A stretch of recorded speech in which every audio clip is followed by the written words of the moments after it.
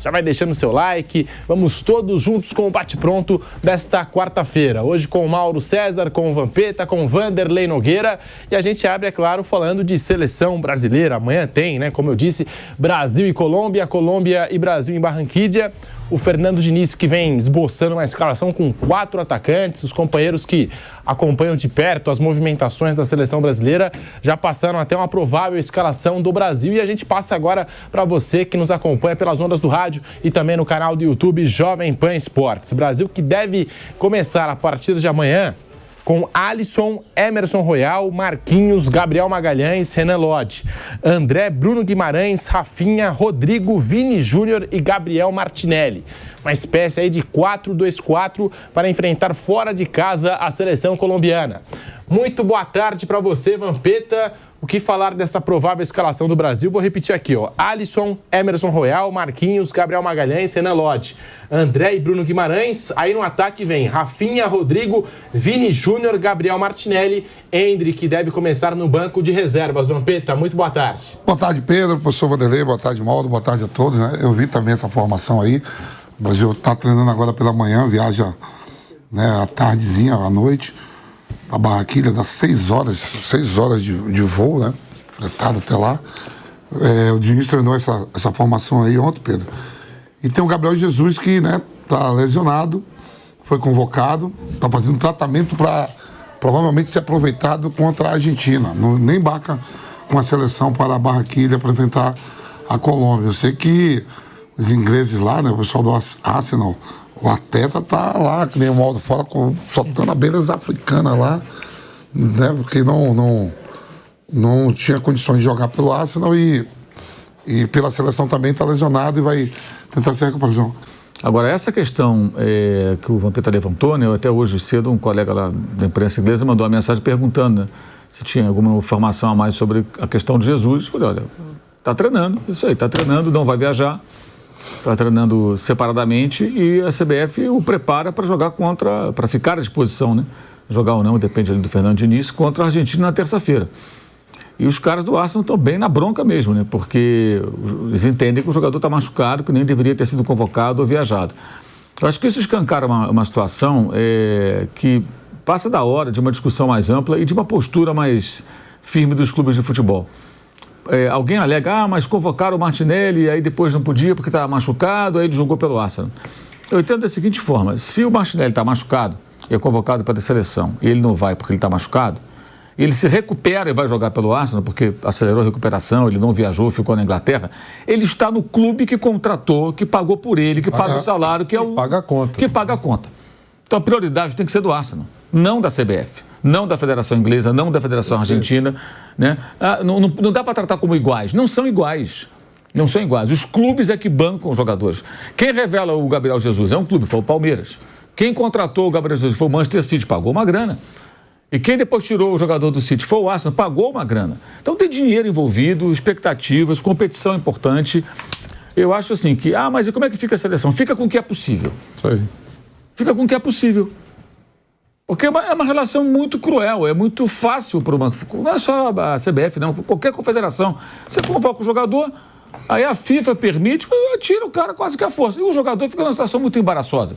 Digamos que o Gabriel, vamos imaginar que ele não estivesse se sentindo em condições. Se ele fala, olha, eu não posso viajar, não estou legal, ele queima o filme dele na CBF. Exatamente. Não viu o Gabriel Magalhães quanto tempo porque o filho, né? Meu filho vai nascer, eu não queria ir para a seleção, eu quero acompanhar o nascimento do meu filho. Mauro, eu não estou preocupado com o dinheiro do rei. Eu estou preocupado com um negócio chamado justiça. Porque eu sei que sobra dinheiro lá do rei. No caso do Neymar, por exemplo, a trombada financeira que eu sei que sobra dinheiro lá, mas eu estou falando, é conceito. Tá certo? É injusto. Claro. Vai pagar uma migalha em relação ao prejuízo que teve. E ele já veio baleado. Sim. O Neymar já não está mais naquela forma física. Sim. Tirou o cara da Arábia Saudita para jogar contra a Bolívia. Peraí. Ele se machuca na seleção, volta e vai estrear para valer, né, ter sequência de jogos, sabe lá quando. Ano que vem, não sei quanto tempo. E aí tem uma outra questão que é assim, em geral, até já ouvi isso, não, mas quando o jogador se machuca, a federação vai pagar o salário, que pague o salário e mais uma multa. Nenhum clube contrata o jogador para que outro pague o salário e ele não possa jogar. Você contrata o jogador para utilizar o jogador. Então vamos imaginar o seguinte, um jogador qualquer, né? Reta final de Campeonato Brasileiro, qualquer jogador convocado, um time aqui do Brasil. O time está brigando pelo título. Pode ser o Hendrick, pode ser o Tiquinho Soares, pode ser o Pedro, pode ser o Sacha, qualquer jogador desses times que estão ali bem colocados. Aí o cara vai para a seleção. Aí o cara se machuca. Não, eu vou pagar agora para você aqui o salário. Mas eu perdi o jogador, eu posso perder o título, eu posso perder uma vaga da Libertadores. O prejuízo técnico ele é muito maior do que o salário de um jogador de futebol. Não existe relação de justiça e não há dinheiro que faça justiça. Não tem dinheiro, porque você perdeu o jogador, como é que fica? Então, no caso específico, os sauditas estão um pouco se lixando para a grana. Tudo bem, eles têm dinheiro sobrando, mas eles queriam o Neymar. Para eles era importante ter o cara dentro do campo. Até, não só para uma questão futebolística, mas até de marketing. Ele faz parte desse projeto lá dos caras. Do ponto de vista deles, eu estou dizendo, tá? Se concorda ou não com a bolha saudita é outra discussão. Mas do ponto de vista deles, investiram no jogador, pagaram 90 milhões de euros, cara. E mais salário, comissão e o diabo 4. Aí o cara não vai jogar, porque se machucou no jogo da seleção. Como já foi dito, ele antes estava lesionado. Então eu acho engraçado quando as pessoas tratam como se fossem partes iguais. Uma confederação e um clube. Não, o clube que deveria dar a ordem. Se o clube fala que o jogador está machucado, está machucado. Então ninguém vai liberar. Então tudo bem, que apresente os laudos. Tá aqui os laudos, o cara está machucado. Aí o cara sai de lá, atravessa o oceano e está treinando. Aí alguém dirá, não, mas os caras da CBF não são irresponsáveis. Até o funcionário da comissão técnica deve se sentir pressionado a colocar o jogador em condições. Imagino eu. Eu me sentiria. Você não acha que é uma falha muito grande de comissão técnica, não, Mauro? Mata a comissão técnica que convoca? Sim, mas ela se protege nessa relação dos dirigentes que empodera as confederações para convocar o cara mesmo machucado. Alegando, mas em outras ocasiões, eles podem alegar, né? Que foi o caso do Martinelli, né? Mas o Martinelli se recuperou mais rápido do que se imaginava. Sim, ele não serviu a seleção, mas serviu o clube dele, que é quem paga. A seleção tem que ser segundo plano, a seleção não pode ser primeiro plano. Ainda mais esses jogos mequetrefes aí de eliminatória. Esses até que são mais legaisinhos agora dessa rodada, né? São mais interessantes. Mas não dá para comparar. O que é mais importante? Até para o jogador. Para ele jogar na seleção é importante estar presente, mas do ponto de vista competitivo, um jogo com a Colômbia não vai se comparar com o Arsenal e o Manchester City, com o Arsenal e o Tottenham. Não vai. Esses jogos são mais vistos no mundo do que o jogo do Brasil com a Colômbia. Vai ver quantas pessoas no mundo assistem um jogo desse da Premier League e quantas estão assistindo Brasil e Colômbia. Que, aliás, acontece à noite aqui, na madrugada, lá em boa parte do mundo. Ninguém está nem vendo isso, ninguém está ligando para isso. Então, eu acho incrível como os gigantes europeus se submetem a isso e não protestam, porque os times aqui do Brasil não vão fazer nada, eles não peitam ninguém, são subservientes. De vez em quando um ou outro levanta o dedo e fala assim, olha, eu discordo, mas já rapidamente abaixa o braço. E os outros ficam morrendo de medo, ninguém compra uma briga. Mas me impressiona como os grandes clubes da Europa, com o dinheiro, com o poder que tem, com a mídia que tem, mídia global, né, eles aceitam isso, eles não se rebelam contra essa situação. Essa agora do Neymar, realmente, foi um clube da Arábia Saudita, não foi um clube europeu, mas não importa. É um absurdo, cara. Realmente, o cara está machucado, insistiram, trouxeram. O Jorge Jesus dizendo que o cara estava sem condições, ele foi para jogo e depois, adiante, se machuca. É uma lesão grave. É estrago, né? Olha o estrago feito. E o Arteta também, os colegas que cobrem lá o dia a dia do Arsenal questionaram já o Arteta sobre a convocação do Gabriel Jesus e mais de uma vez ele disse, né, não sei em quais condições, até disse que o Gabriel Jesus, de fato, tem um carinho especial pela seleção brasileira, mas machucado não tem como jogar, né? Não tem como jogar, são partidas importantes, ele vem ganhando mais espaço, isso é evidente, mas desse jeito não dá. Agora, o que a gente sabe é o seguinte, o Mauro até trouxe essa informação, o Gabriel Jesus não viaja para pegar a Colômbia, já é desfalque certo. Ontem, no boletim divulgado pela CBF, o Gabriel Jesus, ele fez uma transição física, se recuperando dessa lesão muscular e se prepara para o jogo contra a Argentina. É evidente que não vai chegar 100% para enfrentar a Argentina. Vanderlei Nogueira, o Diniz fez bem em manter o Gabriel Jesus nessa convocação, visando só o jogo contra a Argentina? Eu acho que não, mas deve ter mais informações do que eu, evidentemente. Está pertinho do Gabriel lá, com toda a parafernália operacional da Comissão Técnica da Seleção Brasileira, com todos os equipamentos. A seleção está no Brasil, não se apresentou fora do Brasil, né? No Brasil, no seu centro de treinamento, efetivamente, tem todas as condições. Eu acho que poderia, nessa situação, o Diniz ter dado uma liberada. olha, já que não está legal, se cuida aí na Inglaterra, nós temos ainda jogos pela frente, tem Copa América, tem tanta coisa, estamos a 1000 dias da Copa do Mundo, você é um nome que está sempre na lista, então descansa aí, legal, torça pela gente. Eu acho que ele deveria fazer isso. Tem alternativas aí para substituir o Gabriel Jesus, né? Não é o Messi. Como destaque, eu digo, como destaque, como sem ele não existe seleção, não é isso, ele não está legal. Então não precisaria trazer de lá para cá. Poderia ficar em tratamento lá com o departamento médico do clube, que paga o salário dele, com os profissionais todos que estão com ele no dia a dia. Poderia ter feito isso, mas a seleção optou por um caminho diferente. O Gabriel Jesus ainda não trabalhou com bola desde que sentiu problema muscular na vitória do Arsenal contra o Sevilha fora de casa no dia 24 de outubro. Desde então vem desfalcando o time de Londres e agora chega mesmo assim à seleção brasileira. Vampeta, decisão arriscada aí do Brasil. Muito. Aí você ainda sabe como é o Gabriel Jesus na seleção. Aí você faz uma aposta dessa e vamos supor que o Diniz utilize o Gabriel Jesus contra a Argentina. A pessoa entra, aí se lesiona no jogo. No dia seguinte tem que voltar pro Arsenal. Lesionado. Olha só. Ainda tem essa. O jogador já estava lesionado. Você pode, de repente usa o Gabriel de Jesus.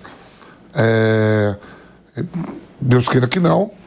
E se não usar? Em um dos dois jogos? Para que trazer o cara? Você está certo. Tira a oportunidade de outro também. Tem outros caras que sonham também para a seleção. Mas é o conjunto da obra. Jogo final da Copa do Mundo.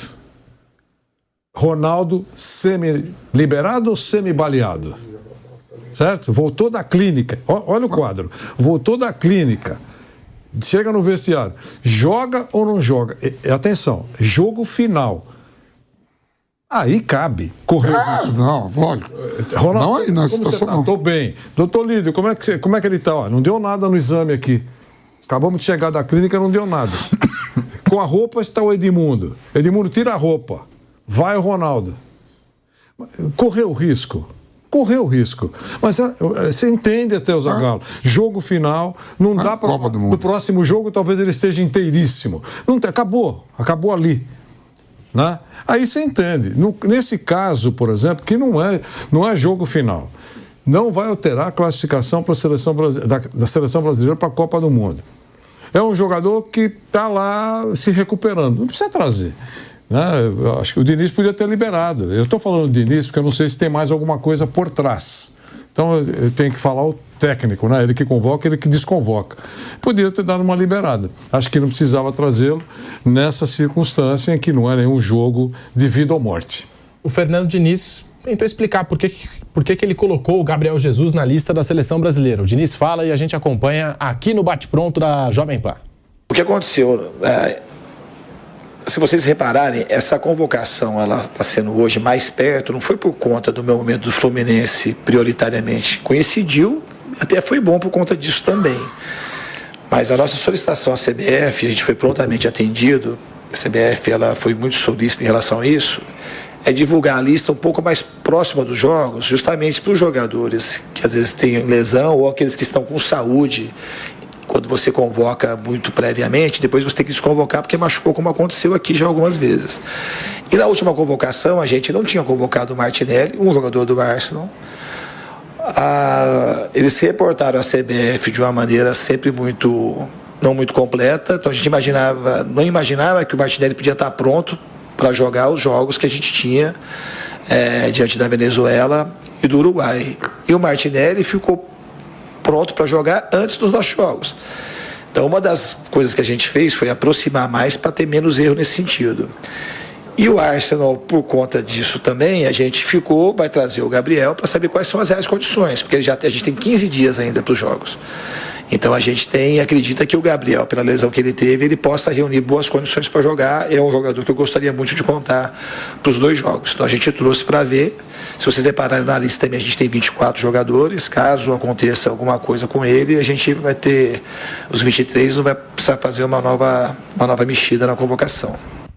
Tá aí, o Diniz citou o exemplo do Gabriel Martinelli na última convocação, jogador do Arsenal, mas também aquela coisa, o Mauro chegou a citar isso, né? O jogador se prepara para voltar a jogar pelo clube, né? E não necessariamente pela seleção. É o que está acontecendo agora com o Gabriel Jesus. É uma decisão arriscada da CBF de bancar essa convocação do Jesus, não é, Vanderlei? Mas ele acabou de dizer que ele ter espaço para se recuperar e já não se recuperou para esse primeiro jogo, né? Então, alguns dias depois é o jogo contra a Argentina. A gente sabe perfeitamente que algumas recuperações não são plenas, né? Está quase recuperado. Eu acho que é um risco. Pode dar certo, ele pode entrar contra a Argentina e colocar o Messi no bolso. Eu sei disso. O futebol permite isso, né? Acontecer essas coisas. Mas eu acho que não cabe o risco. Não vale a pena correr o risco sem nenhuma necessidade. É isso. O que me chama a atenção, de fato, ainda até retomando aquele assunto inicial, é a maneira como o Diniz e qualquer outro técnico, as pessoas da CBF, de qualquer confederação, gente, a Federação Nacional, eles se referem ao jogador como dono do jogador. As seleções se acham donas dos jogadores. É incrível isso. A situação. Não consigo, nunca vou entender os grandes clubes, ricos, poderosos, influentes, aceitarem isso. Já houve movimento, até que eu nunca gostei, da Superliga, né? Com os poderosos. Eles quiseram se unir, alguns deles, para formar uma liga excludente, tirando os outros, e jogarem só entre eles. Como tem essa Liga das Nações, que é um negócio bem eurocêntrico, digamos assim, né? Eles jogam entre eles, os europeus, com mais um torneio. Como tem jogo na Europa, chato pra caramba também, né? Porque tem eliminatória da Copa, eliminatória da Eurocopa, a Eurocopa, né? A Copa do Mundo, eles também se enfrentam na Copa do Mundo, evidentemente, quando tem o cruzamento. E ainda tem essa Liga das Nações, que fica ali, tem segunda divisão e fica se arrastando aqueles jogos e tal. É muito jogo de seleção. E o que acontece? Eles não têm intercâmbio com o resto do mundo também. Como o futebol europeu ele tem mais seleções de um bom nível, para eles é interessante, porque está num nível de competição maior. A América do Sul, por exemplo, você tem poucas seleções realmente desafiadoras. Lá você tem mais seleções grandes, fortes. Mas, ao mesmo tempo, é ruim, porque eles não têm intercâmbio com os sul-americanos, com os africanos. É um negócio do eurocentrismo mesmo. Nós jogamos entre nós aqui, não precisa jogar com mais ninguém. A mensagem que fica, me parece, essa, né? E tentaram fazer isso com uma liga de clubes também, uma Superliga. Essa ideia depois foi atropelada, não foi adiante. São capazes de se unir para isso, para sufocar os menores e se fortalecer mais, de certa forma. Mas não se rebelam com as confederações que vão lá e pegam os seus jogadores e às vezes entregam machucados, né? Querem, sei lá, entregar com... Você imagina, Vanderlei, é mais ou menos o seguinte, o cara que pega um carro emprestado, uma casa emprestada com alguém, aí você vem e devolve o carro todo sujo, o pneu furado, amassado, tive um probleminha com o teu carro, mas olha, eu pago um conserto, tá? Mas peraí, mas estou com o carro todo arrebentado, eu pago o conserto, não tem problema. Leva lá na oficina, me manda a nota que eu pago. Aí tu leva o carro na oficina, 1 mês e meio para ficar pronto, para chegar a peça e tudo. E nesse mês e meio, eu te pago o Uber, né? Eu te pago o táxi. Não importa, eu quero o carro, eu comprei o carro para usar. O jogador, não estou comparando o jogador a um carro, é só um paralelo para facilitar a compreensão. O jogador é contratado para jogar. Não adianta você dar o dinheiro não resolve. Até que no caso do jogador, o carro você pode alugar outro, né? Ou pode andar de táxi, de Uber, do que for, de aplicativo. No caso do jogador, você não tem como colocar um no lugar. Pega emprestado, você não consegue. O jogador de nível de seleção... Me dá a perna direita dele emprestado. Você não consegue substituir, gente.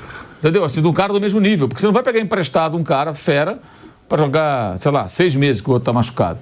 O tempo que for. É impressionante. E todos aderem a esse discurso. Claro, está do lado de lá, ele vê o lado dele. E ele cita o caso do Martinelli. E se o cara realmente está machucado e recuperou mais rápido? Mas ele não jogou aqui, jogou lá. Sim, tem que jogar lá. Lá é prioridade. E ele é técnico de clube. Ele sabe como é o dia a dia do clube. Ele sabe como é difícil. Quantas vezes ele deve ter treinado o Fluminense e o Arias estava, de repente, convocado, ou algum outro jogador do Fluminense, ou nos tempos de São Paulo, e perde um jogador. Já deve ter vivido essa experiência. Por exemplo, se a Colômbia agora chegasse assim e falar, o Arias, ele não vai poder jogar mais, eu quero ele aqui. Isso, ele está machucado. É uma coisa. Não, mas eu quero ele aqui. Manda vir para cá. O Fluminense vai se sentir como? Não, mas a gente sabe que ele está machucado. O nosso departamento médico é sério. Atestou que ele não está nem jogando no Fluminense. Aí pode sentir na pele a mesma coisa. Então, assim, enfim, mas todos são assim. O Tite, quando estava na seleção, é uma coisa. Agora, no Flamengo, talvez mude. Claro. Do Corinthians, ele reclamava, lembra? Reclamava de convocações. Amanhã vai acontecer. Cedo ou tarde, pode ser que ele reclame de convocação. Todos são assim. Cada um vê o seu lado, né? Mas, repito, acho incrível como os grandes clubes não se rebelam. No caso do Arsenal, por exemplo, está vendo uma gritaria na Inglaterra, mas eles não se unem. Tipo, o Manchester City e os outros, não, tá certo. A gente tem que se mobilizar contra isso. O jogador está machucado, não tem que viajar. Mas viaja, fica lá 11, 12 horas no avião, lá, estica a perna, que se dane, vê como é que faz. No caso do Neymar que a gente citou, a indenização da FIFA não chega a pagar metade do salário do Neymar. Nada. 8 milhões o máximo. Não paga. Foi feita a conta, Pedro. Sim. Naquele momento a gente fez a conta quando aconteceu isso. 8 milhões e alguma coisa de um contrato de 400 milhões. Entendeu? Por isso que eu falo assim, é uma gota d'água perto do estrago que aconteceu. E nesse caso que a gente até citou aqui, né? Se fosse com o Fluminense, com o Arias, a seleção colombiana, teve agora, né? A data FIFA antes da final da Libertadores, né? Já pensou se acontece algo parecido? Enfim, e acontece algo com o jogador, não sei. Enfim, a gente fica pensando também, né, se fosse com o Fernando Diniz e certamente... Não, e você arrebenta com o departamento médico do clube, sim, né? Com certeza. Deixa sobre desconfiança que os médicos estão escondendo o jogador, né? Sim. Arrebenta com o departamento médico do clube.